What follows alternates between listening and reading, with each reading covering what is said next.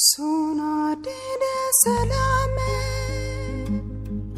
logging dede salame, retri dede salame, logging dede salame.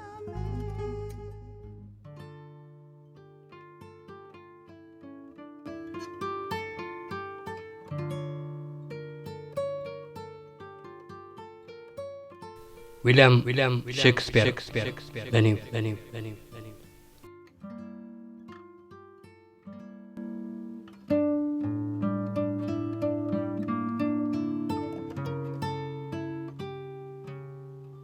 ቅድሚኡ ከምኡ ዝበለ ሰብ ኣይነበረን ብድሕሪ እውን ዝኾነ ሰብ ኣይነበረን ኣብ መላእ ዓለም ክልተ ገጠምቲ ጥራዮም ብግጥማዊ ክእለት ክወዳደርዎ ከም ዝኽእሉ ዝንገር ንሳቶም ድማ ግሪካዊ ሆመርን ጣልያናዊ ዳንተ ኣሊጌርን እዮም ስለዚ ድማ እዮም እንግሊዛውያን ዓብ ገጣሚና ጆን ሚልተን እዩ ሼክስፒር ድማ ናይ ዓለም እዩ ዝብሉ ኣብ ግዜ ሼክስፒር ዝነበረ ጸሓፊ ተዋስኦ ቤን ጆንሰን ሼክስፒር ናይ ዕድመ ዘይኮነስ ንኹሉ ግዜ እዩ ኢሉ ጽሒፉ ሼክስፒር ንዝኾነ ዜጋ ዓለም ዕድሚኡ ብዘየገድስ ግድን ከንብቦ ዘለዎ እዩ ሼክስፒር ጥርዚ ስነ ጽሑፍ ኣይኮነን ንሱ ንባዕሉ ስነ ጽሑፍ እዩ እንግሊዛውያን ከም መጀመርያን ሼክስፒር ዘለዎም ፍቕሪ ክገልጹ እንከለዉ ገጣሚ ይብልዎ ሼክስፒር ክሳብ 7ይ ክፍሊ ጥራይ ተማሂሩ ኣብ ግዜኡ ዝነበሩ ቤን ጆንሰንን ክሪስቶፈር ማርሎውን ምሩቓት ዩኒቨርሲቲ ክኾኑ እንከለዉ ንሱ ግን ፈጺሙ ናብ ዩኒቨርሲቲ ከይዱ ኣይፈልጥን ኣብ ሓንቲ ንእሽቶ ከተማ ዝተወልደ ሃብቲ ዘይብሉ ወግዓዊ ትምህርቲ ዘይብሉ ምስቶም ኣብ ግዜኡ ዝነበሩ ዓበይቲ ሰባት ዘይፋለጥ መንእሰይ ኣብ 1580ታት ናብ ለንደን ከዓሰ ኣብኡ ድማ ቀልጢፉ ዓብ ጸሓፊ ተዋስኦ ኾነ ዊልያም ሼክስፒር ሓደ ካብቶም ዓለምና ካብ ዝረኣየቶም ዓበይቲ ደረስቲ እዩ ኣብ 1564 ኣብ ሃገር እንግሊዝ ከተማ ስትራትፎርድ ተወሊዱ ናይ ትምህርቲ ዕድሚኡ ምስ ኣኸለ ኣብቲ ግዜቲ ናብ ዝነበረ ዓብ ቤት ትምህርቲ ተላእከ ብድሕርቲ ኣብታ ከተማ ናብ ዝነበረት ዩኒቨርሲቲ ብምቕጻል ስነ ጽሑፍ ኣጽንዐ ኣብ 18 ዕድሚኡ ምስ ኣና ሃታወይ ድሕሪ ምምርዓው 3 ቆልዑ ወለዱ ብድሕሪ ዊልያም ንከተማ ስትራትፎርድ ሓዲጉ ናብ ከተማ ሎንደን ገዓዘ ኣብ ከተማ ሎንደን ድማ ዓበይቲ ቲያትራት ክሰርሕ ጀመረ ኣብ ዓመት ድማ ክልተ ዓበይቲ ድርሰታት ከፍሪ ኸኣለ እዘን ስራሓት እዚአን ኣብ ግሎብን ካልእ ዓበይቲ ቲያትራትን ከተማ ለንደን ክረኣያ ጀመራ ብተዓዘብቲ ድማ ጽቡቕ ተቐባልነት ረኸበ ብዙሓት ዓበይቲ ፍሉጣት ስራሓት ድሕሪ ምስርሑ ህይወቱ ንምምራሕ ናብታ ዝዓበየላ ከተማ ስትራትፎርድ ተመለሰ ዊልያም ሼክስፒር ሓያል ጸሓፊ ዛንታ ኣብ ርእሲ መንባሩን ዓሚቕ ፍልጠት ቋንቋ እንግሊዝ ስለ ዝነበረውን ድርሰታቱ ሓያል ናይ ቋንቋ ምልክት ነይርዎም ስለዚ ከዓ እዮም ድርሰታቱ ተሓቀኛ መልእኽቲ ብዘይ ዝኾነ ጸገም ናብ ህዝቢ ዘቕርቡ ዝነበሩ ካብዚ ተበጊሶም ድማ እዮም ተመራመርቲ ስነ ጽሑፍ ዓለምና ሼክስፒር ሃብታም ናይ ቋንቋ ምልክት ከም ዝነበረው ዝገልጹ ድርሰታት ሼክስፒር ምስ ናብራን ህይወትን ደቂ ሰባት ዝተተሓሓዙ እዮም ነይሮም ገለ ካብ ስራሓቱ ንምጥቃስ ከም በዓል ሚድሳሜር ናይት ድሪም ከምኡውን ኣዝ ዩ ላይክ ኢት ክጥቀሱ ይኽእሉ መዝገብ ክብረ ወሰናት ጊነስ 410 ፊቸር ፊልምን ቲቪን ቅድታት ናይ ዊልያም ሼክስፒር ተዋስኦታት ከም ዝወሰዱ ዘርዚሩ ኣሎ እዚ ድማ ሼክስፒር ብዝኾነ ቋንቋ ዝበዝሐ ፊልም ዝተቐድሓሉ ደራሲ ይገብሮ ክሳብ ሕዳር 2023 ዳታቤዝ ፊልምታት ኢንተርነት ሼክስፒር ኣብ 800 ፊልምታት ናይ ጽሑፍ ክብሪ ከም ዘለዎ ይዝርዝር እቲ ቀዳማይ ዝፍለጥ ፍርያት ንጉስ ዮሐንስ ወይ ኪንግ ጆን ካብ 1899 እዩ ዊልያም ሼክስፒር ኣብ ታሪኽ እቲ ዝለዓለ ደራሲ ተዋስኦ ምዃኑ እዩ ዝፍለጥ ዘ ኒው ኢንሳይክሎፒድያ ብሪታኒካ ከም ዝብሎ ኣብ ዝኾነ ይኹን እዋን ካብ ዝነበሩ ንላዕሊ ደራሲ ተዋስኦ ምንባር እዩ ብብዙሓት ሰባት ዝሕሰብ ኣብዚ እዋን እዚ እቲ ንሱ ዝደረሶ ተዋስኦታት ካልኦት ደረስቲ ካብ ዝደርስዎ ንላዕሊ ብዙሕ ግዜን ኣብ ብዙሕ ሃገራትን ይርአ ኣሎ ክብል ገሊጽዎ ስራሓቱ ናብ ልዕሊ 70 ቋንቋታት ተተርጊሙ ኣሎ ብዛዕባ ሓቅነት እቲ ንሱ ከም ጸሓፎ ዝነገረሉ ኣዝዩ ብዙሕ ጽሑፋት ዘ ወርልድ ቡክ ኢንሳይክሎፒድያ ካብቶም ብዙሓት ጽሑፋት ሼክስፒር ዘጽንዑ ቀንዲ ምሁራት ነተዋስኦታትን ግጥምታትን ሼክስፒር ከም ጸሓፉ ዝጠራጠር ወላ ሓደ የለን ትብል። ይኹን እምበር ካልኦት ከዓ ኣንጻር ዝሓሳብ ይከራኸሩ እዮም። ዊልያም ሼክስፒር ብድምቀት ተዋስኦታቱ ጥራይ ዘይኮነ በቲ ኣብ ከባቢ ህይወቱ ዝነበረ ጸልማት ይዝከር። ቃላቱ ባህጎፋት፣ ተገራጫውነት፣ ዘይተገልጸ ሃብቲ፣ ዘይንጹር ዝምድናታት፣ ኣብ ትሕቲ ህዝባዊ ጽጽዋይ ዝተዓብዐ ድኹም ሓሳብ መንነታት፣ ዝተሓንገደ ታሪኽ ህይወት ዝገደፈ ሙሉእ ስፍሓት ስምዒት ደቂ ሰባት ዝሓዘ እዩ። ኣዝዩ ቁርጽራጽን ዘይምልኡን ዛንታ ህይወቱ ከምቲ ሓደ ሰብ ኣብ ምስጢራዊ ሶኔት ወይ ዘይእመና ዘንታዊ ዝምልከት ዓይነት ሕቶታት ይዕድም። ምናልባት ድማ እቲ ቁም ነገር ከምኡ ክኸውን ይኽእል እዩ። ብልህ ሼክስፒር ኣብ ዝጸሓፎ ጥራይ ዘይኮነ ኣብቲ ዝሓብኦ እውን ይስስን። ዊልያም ሼክስፒር እቲ ብስሙ ተጸዊዑ ዘሎ ስነ ጽሑፋት ባዕሉ ዲጽሒፍዎ ንዝብል መሰረታውን ደራኽን ሕቶ ንምምላስ መቕለያ ዘይብሉ መጽሓፍቲ ተጻሒፍ እዩ። መብዛሕትኡ ካብቲ መጽሓፍቲ እዚ ድሕሪ ናይ ነዊሕ ዓመታት ምርምር ዝተዳለወ እዩ። ኣብ ዙርያ ጸሓፊ ሼክስፒር ዘሎ ጥርጣረ ካብ ፍትወተ ወዲት ወይ ኮንስፒረሲ ዘይኮነ ካብቲ ፍሉይ ባህሪ ናይቲ መርትዖ ዝወጽእ እዩ። ብዛዕባ ፖለቲካዊ ቤት ፍርዲ፣ ጂኦግራፊ ኤውሮጳ፣ ሕጋዊ ኣገባባት፣ ልምዲ ጥልያን፣ ስነቓላት፣ ሓይሊ ባሕሪ፣ ምሩጻት ባህርያት ብገለ መንገዲ ፊደላት ዘይብሉ ወይ ከምኡ ዝጥቀም ድያር ዘይብሉ ሰብ እዩ። እቲ ሼክስፒር ዝደረሰ ተዋስኦታት ኣብ ህይወት ከጋጥም ዝኽእል ሕልፍ ዝበለ ተመክሮታት ዝሓዘ እዩ። ንዓመታት ከም ዝተሰለፈ ገይሩ ብዛዕባ ወታደራት ይጽሕፍ ነይሩ። ንቬነስ ብትኽክለኛነት ከም ሓደ ኣብ ካናላታት ዝኸይድን ኣብ ዕዳጋታት ዋጋ ዕዳጋ ከም ዝገበረን ሰብ ይጽሒፍዋ። ምስናይ እዚ ግን ካብ ዓዲ እንግሊዝ ወጻኢ ከም ዝተጓዕዘ መርትዖ የለን። ገሊኦም ብርግጽ ተጓዒዙ እዩ ዝብል ሓሳብ ብሕቡእ ይቐርቡ። ካልኦት ድማ ምስ ተንብሕትውና ዝመርጹ ምሁራት ከም ዝተሓባበረ ይምግቱ። ብዛዕባ ሕጊ መሳጢ ብዝኾነ መንገዲ ናይ ሕጊ ቓላትን ሕጋዊ መርትዖን ተጠቂሙ እዩ። ሶር ጆን ባኒገል ኣብ 1860 ኣብታ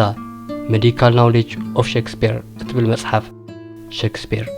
ዓሚቕ ሕክምናዊ ፍልጠት ከም ዝነበረው ሓቢሩ ኣሎ። ብዛዕባ ሃድንን ካልእ ዓይነት ስፖርትን ብዛዕባ እቲ ኣብ ናይ ንጉሳውያን ቤተሰብ ዘሎ ልምዲ እውን ፍልጠት ነይርዎ እዩ። ብዛዕባ ሼክስፒር ዘጽንዕ ጸሓፊ ታሪኽ ጆን ሚሸል እቲ ኩሉ ዝፈልጥ ጸሓፊ ኢሉ ጸዊዕዎ ኣሎ። ኣብቲ ሼክስፒር ዝደረሰ ተዋስኦታት ብዛዕባ ምስባር መራኽብ 5 ግዜ ተጠቒሱ ኣሎ። ነቲ ምስ ናይ ባሕሪ ጉዕዞ እተተሓሓዘ ስያመታት ጽቡቕ ገይሩ ምጥቃሙ ከዓ ተመክሮ ዝነበሮ ባሕረኛ ምንባሩ እዩ ዝሕብር። እንተኾነ ግን ነዚ ዝድግፍ መርትዖ የለን። ንወታደራዊ ነገራትን ኣጋር ሰራዊትን ዝምልከት ቃላት ምጥቃሙ እውን ምዚ ኣብ ላዕሊ ዘሎ ነገር ዝመሳሰል እዩ። ኣብ ጽሑፋቱ ብዙሕ ናይ መጽሓፍ ቅዱስ ጥቕስታት እውን ኣሎ። እዚ ካብ ኣዲኡ ተማሂርዎ ክኸውን ይኽእል እዩ። እንተኾነ ግን ኣዲኡ ተማሃረት ምንባራ ዝድግፍ መርትዖ የለን። እቲ ብዛዕባ መጽሓፍ ቅዱስ ዝነበሮ ፍልጠት ብዛዕባ ትምህርቱ ሕቶ ዘልዕል እዩ። ኣቦኡ ንዊልያም ጆን ካብ ጸምሪ ጓንቲ ይሰርሕ ነበረ። ሸያጥ ስጋ ነይሩ እውን ክኸውን ይኽእል እዩ። ዋላ እኳ ምሁር እንተዘይነበረ ሕፉር ሰብ እዩ ነይሩ። ስም ዝርዝር ናይቶም መባእታዊ ቤት ትምህርቲ ስትራትፎርድ ዝተምሃሩ ተምሃሮ የለን። ኣብዚ እዋን ዘለዉ መብዛሕትኦም መራት ግን እቲ መንእሰይ ዝነበረ ዊልያም ኣብኡ ይመሃር ምንባሩ እዮም ዝምግቱ። ዓመታት ጸኒሑ ግን እቲ ቤን ጆንሰን እተባህለ ደራሲ ተዋሳዊ ዓርኩ ቁሩብ ላቲንን ቁሩብ ግሪኽን ይፈልጥ ምንባሩ ኣፍልጦ ሂቡላ ኣሎ። እዚ ከዓ ዊልያም መባእታዊ ትምህርቲ ጥራይ ከም ዝነበሮ ክሕብር ዝኽእል እዩ። ይኹን እምበር ነቲ ናይ ፈረንሳ፣ ኢጣልያ ከምኡውን ስጳኛ ጽሑፋት ምናልባት እውን ቋንቋ ሓዊስካ ብዛዕባ እቲ ናይ ጥንታዊ ግሪኽን ሮማን ስነ ጽሑፋት ጽቡቕ ርድኢት ነይርዎ እዩ። ብዙሕ ቃላት ከዓ እዩ ዝፈልጥ ነይሩ። ኣብዚ እዋን እዚ ሓደ ኣጸቢቑ እተምሃረ ሰብ ክዛረብ እንከሎ ልዕሊ 4,000 ዝኾኑ ቃላት ዝጥቀም ሳሕቲ እዩ። እዚ ኣብ መበል 17 ክፍለ ዘመን ዝነበረ ደራሲ ግጥሚ ጆን ሚልተን ኣብ ጽሑፋቱ 8,000 ወይ ልዕሊኡ ቃላት ተጠቂሙ ኣሎ። ሓደ ምሁር ግን ሼክስፒር ካብ 21,000 ዘይውሕድ ቃላት ከም ተጠቀመ ኣፍልጦ ሂቡ ኣሎ። ሼክስፒር كلتو زنبرو زرزر نبرت أب سلسة قد نوحاتو قال نزازيو تزرزيرو الله بزعبا مصحفتي وإيدا صعفات كن فسيمي تتقسن نتابو خرو قالو سوزان قدي فدلان تدأ خوينو أبتم زرقا فحفاحيدو كخاون خيديو بزمس إرزي استقرما حدا أمبل 18 تقفل زمن زنبرا أبال بيتا كهنت أب كلو أب زوريا ستراسفورد أبون كساب 8 كيلومتر ريحو زركب ناي بحتي أبيات مصحفتي فتشيو انتو خوناقن حانتو انتقون نا شكسبير مصحف أي رقبان ناي التواصلات إلى صحف كا زقددا قدل سدعلي نيرو كابتو بغري ناي شكسبير صحفات حجي ولا حانتي يلن شكسبير مسموتا شوعات عامتات سنحو أبشحن شدشة 223 أبطالي مجمري حتام 36 تواصلات تحتما شكسبير بهبواتو خلو كاب صحفاتو بسركي بزوحي حتى مقوان تنبرا نتو تكبار نمقارقن زوصلو حقاو سقومتي أي نبران كاب شحن 585 كساب شحن 599 أبز نبرا جيزي شكسبير انتاي كم زكبرا زقدس سأبس أبيولون اتو مبزحتو جيزي كم تاريخوي زي منشو أن زحسبو استفاء للعمتات حدا خبتو مازيوم لمعات مسارة قدمتات يفترو سونيت كاب شكسبير بغداما أكار ستصحفو انكو بيه وسترفو صحفاتيهم كابتي ياب هزباو سقطأو زحبرون لعلي أقرقرن تقلعين نفسي قلعو أبزي جيزي أبتا بدا زعنوت عالم يزنبر نيرو تياترا تاب حد أوان نعوارح وي عمتات يعزوا أبزي قتال معزاو شكسبير كاب هزب ريحقو كاب تاقعيت ريحقو نامناي بحد قفلتات تسوره أبزي تسألمات ناي لبدا وقتتاتيو كوازاز مولو كوميديان ناو عميق تراجيديان استقيره هامليت نوغس لير ماكبيز أوتيلو أبزناي لبدا وقتتات إيان تصحيفن شكسبير بتميز زنبر قطامي فقراو تصوصوها ياي نبران كاب مبزحتو أماب كيزيو زنبرو صحفتي أزيو حبتامي نيرو نبرت قز اخلي اكب ادا نزلهم سبات ألشو كسيسو أبو زحل تياترات دما أبو فرقيرو سنت بابنا مغسب كمرح بزي قبقالو زمن كمنا قاداي كوينو يسرح نيرو فاينانساو معبالو بزت أرادر قرطافة إيو نيرو قل صحابة تاريخ بنقزاوين بيتسب كم سدقفن نقل خبطو وساقطاتو صلواح ديروم ويمسو بحبار صحفو كخونو خمز خلو يمقتو كالو قدما كامناي تياتر بصحيتو رقاعتاو ترخبه بلي حوفاري جيروم يرئيوه كالو قدما جنزبو خسنت كابزي ددي من شهبتو قاب تفرالين تفتات كم دمسعي ترطرو اتحاقي زخوني يخون شكسبير صحف تواسقو تراي زيكونا بسلاحتا هناسي هاسيا وقزات ايو نيرو نايتو وان مزاقبتي نحانتي لاف ليفرسوون اتبل نا شكسبير تواسقو يوكسو إذا سرعزي بقديلو زتأفيو إدو صحف يلن استحات محتام يلن تقصي يلن تزيل لتواسقو لنا شكسبير زتفع عمتات دنس أفارقيو أفشحن 599 قلوب زبهال نايتيا تربوتا أبساز وورك تقفته كالمزي يابس نبر عمتات سم شكسبير زنبرو تواسقوتات أب لندن فروتي نيرو انتو قنقن كم دراسي أخينو توري اللي فدتنيو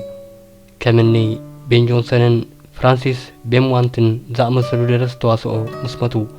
أبتي ناي لندن ويسميلسر أبي دمو سنسرعات قبري كقبر اللهم كله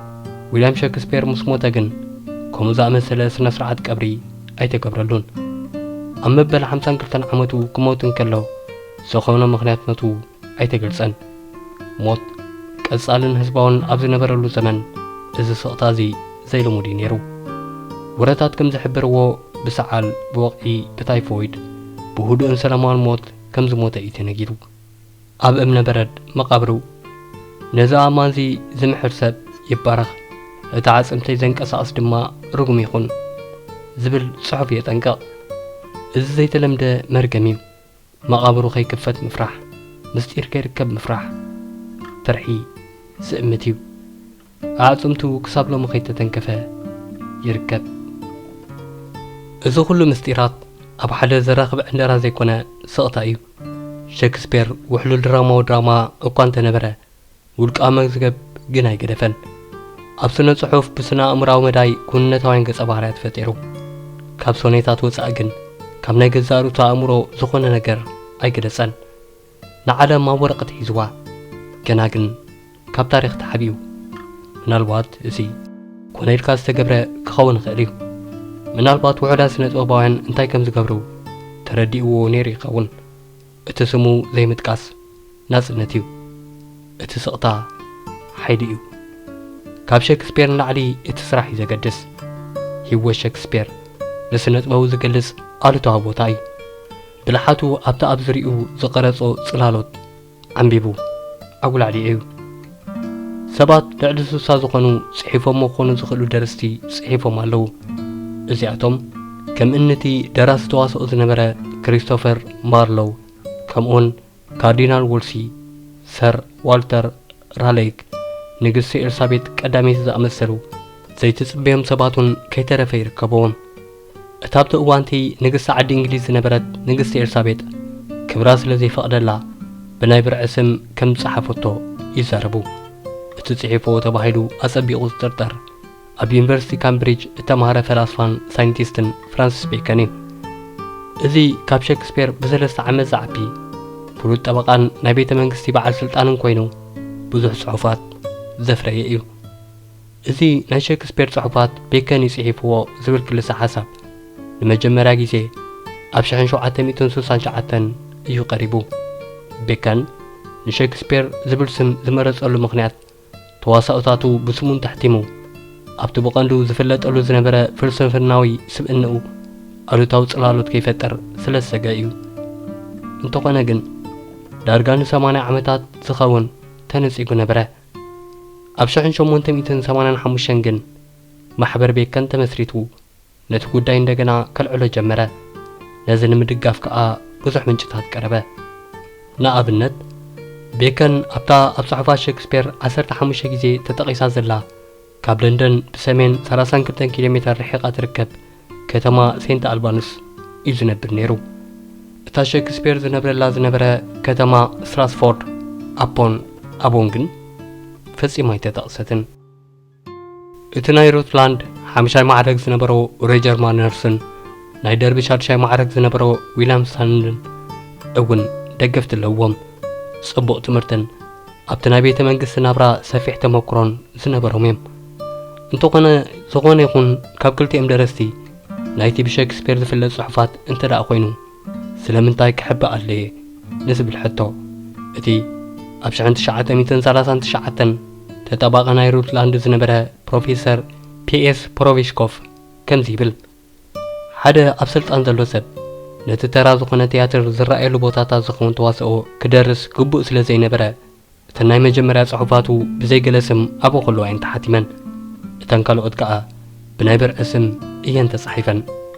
ክብል ገሊጹ ካልኦት ከዓ እቲ ናይ ሼክስፒር ተዋስኦታት ብዙሓት ደረስቲ ነፍሲ ወከፎም እቲ ብሉጽ ዝኾነ ኣረኣእዮም ብምጽሓፍ ዘዳለዎ እዩ ይብሉ በቲ ካልእ ሸነኽ ከዓ ሼክስፒር ክኢላ ተዋሳኢ ብምንባሩ ናይ ካልኦት ጽሑፋት ኣሪሙ ንመድረኽ ኣዳልይዎ ዶ ይኸውን ንዝብል ሕቶ ኣብቲ ዘዳለዎ ኢዶ ጽሑፋት ሓንቲ መስመር እውን ትኹን ደምሲሱ ይፈልጥን ይበሃል ውሕድ ምትዕርራይ ብምግባር ናይ ካልኦት ደረስቲ ዝእርም እንተ ደኣ ነይሩ ኮይኑ እዚ ሓቂ ክኸውን ይኽእል እዩ ገሊኦም ሰባት ሼክስፒር ንድርሰታቱ ደራሲኡ ክኸውን ኣይክእልን እዩ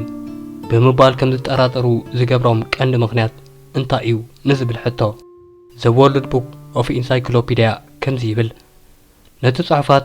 ሓደ ካብ ስትራስፎርድ ኣፖን ኣቦን ዝመጸ ተዋሳኢ ጽሒፍዎ ኢሎም ምእማን ኣብዮም እዮም እቲ ናይ ሼክስፒር ተራ ኣተዓባብያ ገጠር ምስቲ ነቲ ተዋስኦታት ጽሒፉ ኢሎም ዝሓስብዎ ፍሉይ ሓንጎል ዘለዎ ሰብ ክሰማማዓሎም ኣይከኣለን ብምቕጻል ከዓ እቶም ጽሒፎሞ ክኾኑ ይኽእሉ እዮም ተባሂሎም ዝሕሰቡ ሰባት ዳርጋ ኩሎም ኣባላት ናይቶም ምሩእያት ወይ ኣብ ላዕለዋይ ደረጃ ናብራ ዝነብሩ እዮም ትብል ስለዚ ከዓ ካብቶም ሼክስፒር ከም ጸሓፎም ዝጠራጥሩ ሰባት መብዛሕትኦም ምሁርን ዝለዓለ ማሕበራዊ ቦታ ዝነበሮ መስተውዓለ ሰብን ጥራዩ ነቲ ተዋስኦ ክጽሕፎ ዝኽእል ዝብል እምነት ኣለዎም እንተኾነ ግን ብዙሓት ብዛዕባ ሼክስፒር ዘጽንዑ ምሁራት ሼክስፒር ባዕሉ ከም ጸሓፎ እዮም ዝኣምኑ أبتي نايم جمريا ناي شكسبير تواصلات صروا كريستوفر مارلو كم زلو روديو انتوغنهجن ودي إسران شعتن عمتاتن كلو أبشحن حموشة ميتن تسعان سلستن قبل لندن يموتو قاليهم إتا أبار تبايسو كم تقاتل زقلس أبسابات لمد نقار تبايدو استقبران نابي إيطاليا خيدو مسحافو قصيليو زبل حساب اللوام بزعبا سنسرعات قبرو زقلس ولا حدث أبساب يلن ويليام شكسبير أبربعة كساب حج زلوا سندات شديشة جيزي كتامو أمبيرو ألو سمو بوزاحين ببنيو أصحفو خاء حدا أيكونان قال مهورات أبكندو خينهم طبقاتا تابتقال نزازي فريمو الملو كخوني خوليهم زبل حساب اللوام إذن نقلياتهم ويليام شكسبير تمهر دينيرو زبل ذات حساسب حتو كمزل علو زقبرمي نسو صحفو إيدو صحفات أبزو أوان زيلن سوزان قالو سماخ الصحف تخلني رأيه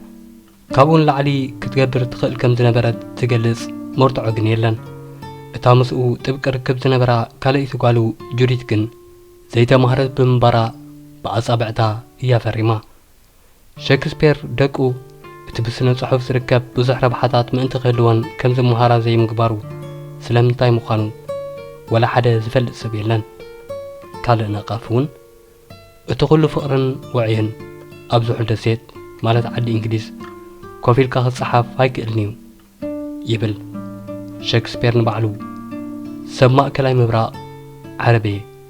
إلو بمنقد وازا كم صحفة أبقليو صحفات علو أب تاريخ هو شكسبير تلو نفسه كف كفتت نفسه كف ستأفة عمد نفسه كف ستأفة إلى الصحف نفسه كف أبحتو زأتو صحفي نفسه كف سمعي تاوزين صفنت بزيادة قلبو كنببو يقددنا اتزعبي مستير لتنتو أسوأتات من كم صحفن زي كنا حدا سب بينو يكون مسكالوت كم يجيرو نبومو الأخناتات ود سب كم زمارخون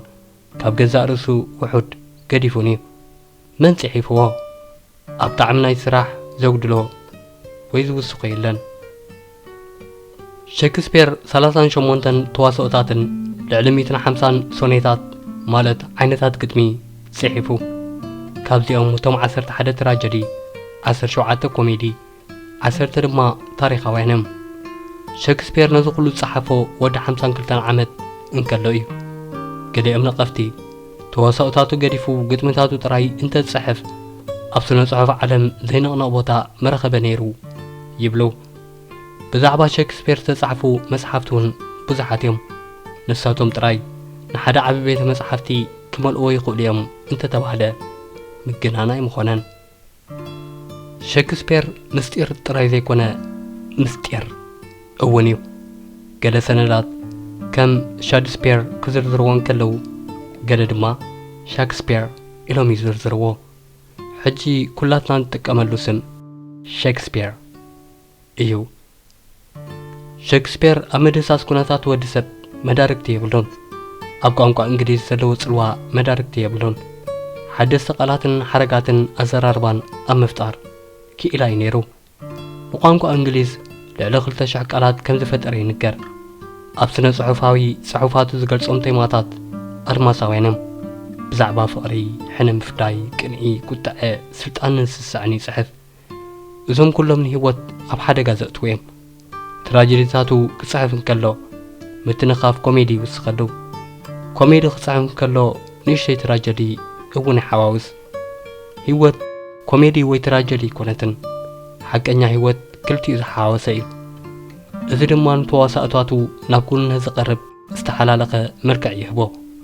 سنا أمراو بحريات قصة بحرياتو بعمقتي زمرمرهم حقنيا عبن سلاح سنة صحف سنا أمراو بحريات دك سبات زمنكت مصنعتيو عمقو سنا أمراو ردي شكسبير نمردا كند أبنت متكاس أبتا ناي أوتيلو تواسقو إياغو زبل قصة بحرلو إياغو تنكولنيا سبيو نخلوت كيف اللت إنا تتنقق ناي قزارسو حب عداما كوكع يسعر سيغموند فرويد دار ثلاثة مئة عامات سنة لبنا دك سب بسدس شنقات زقلز كل حساب أم عبيلو حدا خلز ملك إتاد ما قصة بحري إياغو إنيرو إياغو كابسو النازل على أب كلات نازلو نتر نجر بحريو فرويد نزسم نمركاب ርሑቕ ዝኸይድ ኣይነበሮን ነቲ ኢጎ ካብ ሼክስፒር እዩ ተለቂሕዎ ካልእ ንሼክስፒር ኣዝዩ ፍሉይ ዝገብሮ ባህሪ ተዋሳእታቱ ንኹሉ ሰብ ክስሕብ ዝኽእል ምዃኑ እዩ ዝተማህረ ይኹን ዘይተማህረ ክኢላ ይኹኑ ዓለማውያን ተዓዘብቲ ናይ ዝሓለፈ ተዋሳእታት ይኹኑ ወይ ንመጀመርያ ግዜ ኣብ ቲያትር እግሮም ዝኣተዉ ብማዕረ እዩ ዝስሕብ ዕድመ ሃብቲ ስልጣን ጾታ ደረጃ ህይወት ብዘይገድስ ንኹሉ ሰብ ዝስሕብ ነገር ኣብ ስራሕቱ ኣሎ ሼክስፒር ንሰማዕቱ ብስምዒት ካዕለቕልቖም ድሕር ኣይብልኒ ሓደ ሓደ ግዜ ተዓዘብቲ ብስሓቕ ሓንሳብ ድማ ብሓዘንን ንብዓትን የዕለቕልቑ ኣብ ፖለቲካ ጽቡቓት ግጥምታት ዝደርፍ ጠንቋሊ እዩ ነይሩ ገጸ ባህርያቱ ካብ ነገስታት ክሳብ ለመንቲ ዝበጽሕ ነበረ ንህይወት ክልቲኦም ግን ብዘይምግናንን ትኽክለኛነትን ገሊጽዎ ብሕግን ሃይማኖትን ታሪኽን እውን ክኢላ እዩ ነይሩ ኣብ ተዋሳእታቱ ዝጥቀመሎም ዝነበረ ዛንታታት ሓደ ዓይነት ከም ዘይኮኑ ምፍላጥ ኣገዳሲ እዩ ንሼክስፒር ዘገርም ዝገብሮ ካብ ካልኦት ዝሰምዑ ዛንታታት ናቱ ምግባር እዩ ዝተወሰነ ናቱ መኣዛ ይውስኸሎም ጸሓፍቲ ኣማልኽቲ ኣይኮኑን ንዓቶም ዝተጻሕፈ ዛንታ የለን ሓደ ዓብ ደራሲ ኣብ ናይ ቀደም ዛንታታት ቀመም ይውስኸሉ ንጸሓፍቲ ካብ ካልኦት ዝፈልዮም ድማ ቀመሞም እዩ ሕመረት ሞያ ጓል ኣንስተይቲ መበገሲኡን ትውስኸሉ ቀመማት እዩ ደራሲ እውን ከምኡ እዩ ስነ ጥበብ ተጠቂሙ ነቲ ንፈልጦ ታሪኽ ብኻልእ ኣጠማምታ ይርኢ ሼክስፒር ብወገኑ ነቲ ኣዲኡ ቆልዓ ከለዎ ንኽተደቅሶ ትጥቀመሉ ዝነበረት ቅኒታት እኳ ሸለል ኣይብሎን ኣብ ንጉስ ሊር እትብል ተዋስኡ ኣካተይትዎ እዩ ኣብታ ፍቕሪ ዝጠፍአት ጉልበት ነቲ መምህር ኩሎም ተማሃሮ ተረሪዎ ገጸ ባህሪ ገይርዎ ሼክስፒር ካብ ዓዲ እንግሊዝ ወፂኡ ይፈልጥን ተዋሳእታቱ ግን ከምኡ ይነበረን ንኣብነት ሮሜን ጁልየትን ኣብ ቬሮና ጥልያን እያ ተቐሚጣ ሃምሌት ኦፍ ደንማርክን ዘ መርቻንት ኦፍ ቬኒስን ከም ተርእስቲ ዝሕብሮ ኣብ ቬኒስ ኢጣልያ ዝተቐልጸየን ኣብ ግዜ ሼክስፒር ደቂ ኣንስትዮ ክዋስኣ ኣይፍቀደለንን ነይሩ እቲ ናይ ደቂ ኣንስትዮ ገጸ ባህርያት ገና ድምፆም ብዘይበሰለ ደቂ ተባዕትዮ ተዋሳእቲ ከም ደቂ ኣንስትዮ ተኸዲኖም እዮም ተዋሲኦሞ ኩሎም እቶም ንጁልየት ወይ ሌዲ ማክቤት ዝተዋስኡ ተዋሳእቲ ደቂ ተባዕትዮ እዮም ሼክስፒር ዝፈጥሮም ገጸ ባህርያት ዘይርሳዕ እዩ ሃምሌት ኢያጎ ኪንግ ሊር ማክቤት ድሕሪ 400 ዓመት ካብ ምሕተሞም ኣብ ኣእምሮ ኣንባቢ ይሕተሙ እዞም ገጸ ባህርያት ምስ ገዛእ ርእሶም ብዘለዎም ቤናዊ ዝርርብ ኣቢልና ውሽጣዊ ግርጭታቶም ብቐሊሉ ክንርድኦ ንኽእል ካብ ተዋሳእታቱ እቲ ቀዳማይ ኣገዳሲ ነጥቢ እንምሃሮ ስምዒታት ኣድማሳዊ ምዃኑ እዩ ክሳብ ክንደይ ሓያል ወይ ድኹም ብዘየገድስ ካብ ስምዒታት ነፃ ዝኾነ ሰብ የለን ካልእ ኣገዳሲ ነጥቢ ድማ ስልጣንን ሓይልን ኩሉ ሓላፉ ምዃኑ እዩ መጽሓፍ ቅዱስ ንባዕሉ ኣብ መጽሓፍ ምሳሌ ነቶም ኣብ ሓይሎም ዝምርከሱ ትዕቢት ቅድሚ ውድቀት እዩ ዝኸይድ ዝብል መጠንቀቕታ ኣለዎ ሼክስፒር ብዘይካ ኣብ ኮሜድን ትራጀድን ኣብ ታሪኻዊ ተዋሳእታት እውን ነጢፍ እዩ ብፍላይ ናይ መወዳእታ ተዋሳእታቱ ትራጂ ኮሜዲ እየን ነይረን ትራጅን ኮሜድን ብምውህሃድ ሓድሽ ቅዲ ፈጢሩ ካብ ቶልስቶይ ክሳብ ጆይሰን ካብ ሜልቪስ ክሳብ ጎትሊብ ክሳብ ዲኬንስ ብሼክስፒር ዘይተጸልወ ዓብ ጸሓፊ የልቦን ካብ ሼክስፒር ላዕሊ ብተደጋጋሚ ዝጥቀስ ደራሲ ድማ ንዘበት ክበሃል ይከኣል ሼክስፒር ሞራል ኣይሰብኽን እዩ እቶም ጽቡቓት ገጸ ባህርያት ገለ ጉድለታት ኣለዎም እቶም ሕማቓት ገጸ ባህርያት ፍትዋትን መሰጥን ክኾኑ ይኽእሉ ከም ወረቐት ጻዕዳ ከም ከሰል ጸሊም ዝኾኑ ገጸ ባህርያት የብሉን ተዋሳእታቱ ዓሚቕ ፍልስፍናን ቀሊል ዋዛን ኣለዎም ፖለቲካ ትጻወት ብዋዛ ድማ ፍቕሪ ይጻወት ብሓጺሩ ኣብ መንጎ ልዑልን ትሑትን ዝጻወት ጸሓፊ እዩ ገለ ጸሓፍቲ ኣብ ዛንታ ይበልጹ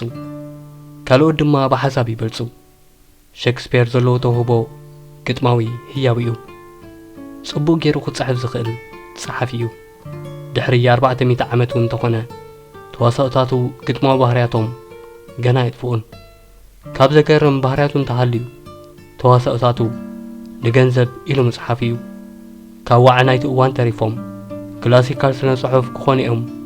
ኢሉ ሓሲቡ ይፈልጥን ብዘይካዚ ኣብ ርእሲ ጸሓፊ ምዃኑ ከም ተዋሳኣይ እውን ሰሪሕ እዩ ሼክስፒር ምስ ኣና ሃታዊ ኣብ 1582 ክምርዖም ከለው ሃታዊ ጓል 26 ዓመት ንሱ ድማ ወዲ 18 ዓመት እዩ ነይሩ ኣና ሃታዊ ካብ ሓደራ ወፃኢ ምስ ካልእ ሰብኣይ ርክብ ትገብር ነይራ እዚ ንሼክስፒር ዓብ ነገር ኣይመሰሎን ሓደ ካብ ደቁ ብሓደጋ ምስ ሞተ ግን ልቡ ተሰብረ ወዲ ሼክስፒር ሃምነት ተባሂሉ ይጽዋዕ ነበረ ብመሰረት ነቐፍቲ ስነ ጽሑፍ ሃምነትን ሃምለትን ኣብ ግዚኡ ብተለዋወጥ መንገዲ ይጥቀሙ ነይሮም ሼክስፒር ነቶም ዓበይቲ ትራጀዲታት እንተላይ ሃምለት ድሕሪኡ ይጽሕፍዎም ስነ ጽሑፍ ካብ ሞት ወዲ ሼክስፒር ተጠቃሚ ምዃኑ ድማ ርግጸኛ እዩ ነይሩ ክቡራት ተኸታተልቲ እነቕርበልኩም ዛንታታት ቀጺልና ሼክስፒር ኣመልኪትና ሎሚ ዘቕረብናዮ መደብ ዝተኸታተልኩም እዩ ነይሩ በዛ ኣጋጣሚ ኣብ ምዕባል ቻነልና ተራኹም ክትጻወቱ ንዕድም መደባትና እንተፈቲኹሞ ላይክ ዝተፈትዎም ክትካፈሉ ሼር ኣብ ዝቕጽል መደባት ብቐሊሉ ንኽትረኽቦ ሳብስክራይብ ብምግባር ኣካል ምዕባለናኹኑ ኣብ ዝቕጽል ብኻልእ መደብ ክሳብ ንራኸብ